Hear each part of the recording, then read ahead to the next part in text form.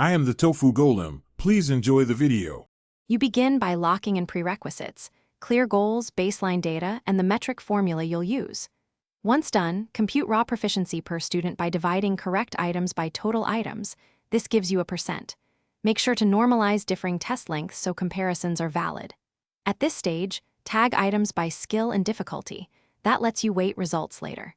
Do these steps now so the rest of the workflow uses consistent, comparable inputs.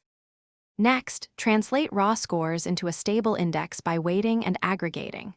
First, map items to specific skills and assign weights for importance or difficulty.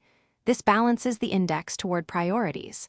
Then convert percentages into your chosen scale so all items align.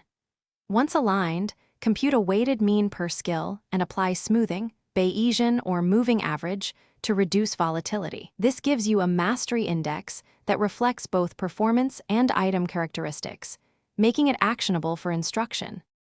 Finally, convert the aggregated scores into decisions. Set clear mastery cutoffs and flag learners who need support. Once done, validate the index by comparing it to a holdout sample or a recent postist. This confirms predictive value. If things go wrong, first inspect data quality. Missing scores, wrong timestamps, or mistagged items often break results. Make sure weights reflect curriculum priorities and rerun calculations after corrections. Then communicate the verified index to instructors for targeted action. Thanks for watching. Consider subscribing if we helped you today.